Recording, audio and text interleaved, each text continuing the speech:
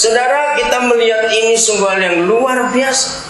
Ayo kita teliti. Nah, inilah tujuan hidup. Nah, ini umur yang berikut, karena besok mulai masuk ke 52 ya. Kalau saudara telepon Nani, nada sambungnya keren, Mama Mia, coba aja telepon. Saya pertama kali telepon, wah ini nenek gendit betul, saya bilang begitu. Terus nada sambungnya Mama Mia, saya bilang, maka itu nggak tua-tua Mia. Coba aja telepon, jangan dia kata, wah hebat sekali. Nah, saudara, kalau kita harus hidup di dunia ini, itu bekerja memberi buah. Artinya begini, saudara. Ayo belajar dari pohon buah. Jadi hidup itu akan indah kalau semua kita seperti pohon buah. Hampir nggak ada orang nggak suka buah, betul nggak? Mungkin buah tertentu nggak suka, tapi banyak yang masih suka. Buah itu memang luar biasa. Tubuh kita itu akan nuntut terus, saudara. Kalau kita mau merasakan, kalau kita kurang buah, itu bisa nuntut tubuh ini. Pernah rasakan nggak itu? Jadi begitu pentingnya buah buat fisik kita. Hebat sekali. Apa itu pohon buah? Ayo kita lihat. Ada 4 hal yang saya belajar dari pohon buah, saudara. Nomor 1 ini bagus. Pohon buah waktu berbuah, lalu orang ngeroyok metik semua. Percayalah, nggak ada pohon buah tersinggung lalu marah tahun depan gua nggak berbuah. Ada begitu? Kita petikin buahnya pun dia tetap berbuah. Tidak ada pohon buah yang makan buahnya sendiri. Betul? Menakutkan kalau ada begitu. Nomor 3, kalau ada pohon buah berarti ada bijinya. Artinya multiplikasi. Saudara, kalau kita baca ayat ini, khusus bagian ini, wah menarik. Saudara cari di Alkitab kata regenerasi. Alkitab ini penuh dengan prinsip regenerasi, multiplikasi. Itu dari Kejadian 1 sampai Wahyu.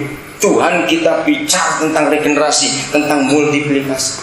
Maka itu multiplikasi kita nggak cuma anak-anak kandung kita. Kalau saudara baca Yesaya 66 ayat 22, kaget sekali. Mengapa Yahweh berfirman umur umatku akan sepanjang umur pohon? Kenapa dia bandingkan umur kita dengan umur pohon? Yang belajar biologi akan tahu, satu-satunya ciptaan Papa kita yang tidak pernah punya batas umur dan gak bisa mati, kalau gak dimatiin, itu cuma pohon. Semua kehidupan ada batas umurnya, pohon tidak. Jadi pohon itu kalau gak diganggu, gak ditebang, dia akan hidup mau ribuan tahun pun hidup. Dunia mengakui ada sebuah pohon zaitun di Taman Getsemani di Israel sampai hari ini. Mereka akui itu pohon sudah ada sejak zaman Yesus, sudah berapa ribu tahun. Maka itu pohon itu gak pernah berhenti berbuah. Mazmur 92 kita pernah baca, kalau kita orang benar, kita bertunas seperti pohon kurma, dan buah kita gak akan habis sampai tua pun masih subur dan berbuah. Pohon itu hebat. Maka itu kekristenan yang tidak jadi pohon, dia tidak akan bisa jadi berkat buat banyak orang yang lain. Jadi multiplikasi. Selama ini berapa banyak kita bisa mengembang dari biji dalam hidup kita ditanam. Sudah berapa banyak pohon. Kemarin saya baca koran, saudara, menarik sekali. Di Lombok Tengah ditemukan 2 jenis durian yang langka. Satu durian gundul, gak ada durinya sama sekali. 2 durian yang di dalam begitu dibuka, ini masih ada durinya, tapi nggak punya penyekat. Jadi begitu dibuka itu buah semuanya, bentuknya nggak teratur. Wah hebat sekali Bapak kita ini. Dan itu durian langka, baru ditemukan bulan Februari ini. Dan para ahli biologi sedang kaget, kok bisa ada pohon durian seperti itu. Jadi bau betul, tapi nggak ada durinya yang satu. Maka diberi nama satu durian gundul, satu durian, nah saya lupa namanya yang satu, yang nggak pakai sekat durian, lupa sekat. Oke, baru kemarin saya baca. Bagaimana buah-buah kehidupan kita? Nomor 4, setiap ada pohon buah nggak pernah pasang iklan. Orang pasti datang ke situ untuk mencari buah. Pertanyaannya, selama kita hidup, berapa orang datang kepada kita tentang apa? Kalau kita membaca kehidupan Tuhan Yesus, saudara, maaf ya jangan tersinggung, saya cuma ngomongin. Kalau saya menilai kehidupan Tuhan Yesus, Pokoknya setiap kali ada dia, orang nggak sepi. Oh, nggak ada yang ngamen. Betul? Kalau kita lihat akhir-akhir ini Ponari di Jombang, nah seperti itu Yesus dulu. Di mana ada Yesus, orang berkerumun seperti Ponari. Maka itu begini, jangan marah dulu ya, jangan marah. Maaf. Saya cuma ingatkan. Buat saya menilai orang Kristen apalagi hamba Tuhan itu benar atau tidak, itu saya lihat dari rumahnya, ramai atau sepi. Di mana rumah itu ada Yesus, rumah itu nggak pernah sepi, ramai terus. Maka itu saya nggak setuju kalau pendeta rumahnya pakai satpam, gara-gara ayat itu. Karena kalau pendeta rumah pakai satpam itu 4 dosanya. Serius. Nomor 1, yang datang akan tersortir dengan sendirinya karena pakai satpam. Dosa nomor 2, berarti di dalam rumah itu banyak harta benda kekayaan yang melimpah.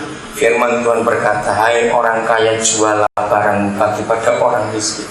Nomor 3, dia menghina malaikat.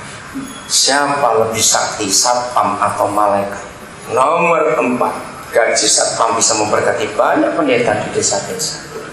Jadi rumah orang Kristen tidak boleh sepi. Amin. Orang datang tanpa takut sebab ada Yesus di sini. Kalau rumah hamba Tuhan takut kotor, ya jangan jadi hamba Tuhan, jadilah selebritis. Katakan amin. Rumah kita nggak boleh takut kotor. Mengapa surat-surat Paulus, surat-surat Petrus berisi penuh dengan kata berilah tumpangan, berilah tumpangan, berilah tumpangan. Bayangkan. Oke, jadi itulah 4 macam pohon buah. Apa yang kita hasilkan dalam kehidupan kita? Saya akan akhiri dengan sebuah konsep. Saudara buka Kejadian 2. Mengapa Papa berbicara tentang sungai? Nah, saya mau berikan kebenaran ini. Saudara, Kejadian 2, 9 dan 10, ada suatu sungai. Saudara, ini cara kita mempelajari firman Tuhan. Dulu saya pikir ini salah bahasa Indonesia. Mengapa Papa tidak berkata ada sebuah sungai, tapi dia berkata suatu, bukan sebuah.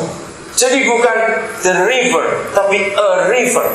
Saya pikir ini salah. Sungai kok suatu sungai? Harusnya sebuah sungai. Saya baca beberapa terjemahan yang lain, ternyata semuanya sama. Dari satu sungai itu bercabang 4. Yang 2 masih ada sampai sekarang, yang 2 hilang. Terus kita baca lagi. Wahyu 22 ayat 2. Ternyata Papa bicara lagi tentang sungai. Nah, ini salah satu metode belajar firman Tuhan, cari yang sama. Berarti kehidupan kita sebagai orang-orang percaya harus seperti sungai. Katakan, Tuhan Yesus berkata, dialah sungai kehidupan itu. Yesaya 47, hebat, ada suatu sungai yang mengalir dari ambang bait suci, pintu bait suci. Sungai itu luar biasa. Dan dikatakan di Yesaya 47, kemana saja sungai itu mengalir, semuanya hidup. Jadi kita tidak lebih dari sebuah sungai dalam kehidupan kita. Saya akan bersingkat. Sampai satu hari saudara, saya ke Kalimantan pertama kali bulan November tahun 75. Di situ saya dapat pewahyuan yang luar biasa tentang sungai. Dan itu yang saya pakai sampai hari ini dalam hidup bersama istri. Kami melakukan hidup itu seperti sungai dan seperti pohon buah. Banyak orang bisa menikmati buah dari kehidupan kami. Saya tanya kepada saudara, mungkinkah Tuhan buat sungai tapi lupa buat muara? Siapa jawab? Mungkin tidak. Ayo, ini penting, ini logika kita. Mengapa nggak mungkin Tuhan buat sungai tanpa buat muara? Ayo jawab. Karena airnya akan meluap, betul. Tapi yang saya mau cari adalah, ternyata di alam ini Papa memberi hukum. Kalau ada input harus ada output. Itu sebabnya kenapa semua orang buat mesin basi pakai knalpot. Bisa bayangkan kalau orang buat mesin lupa buat knalpot. Bukan cuma Nani, tapi semua kita. Output kita bagaimana? Coba tanya, output kita bagaimana? Pertanyaan berikut. Tidak semua kita pernah tahu dari sumber air sebuah sungai sampai ke muara sungai. Tapi hari-hari kalau saudara baca koran Kompas khususnya, saudara kan tahu bagaimana mata air sungai Ciliwung kecil. Betul lihat nggak Kompas berapa dimasukkan terus sekarang itu lagi gawat di Jakarta ini banjirnya nggak karu-karuan.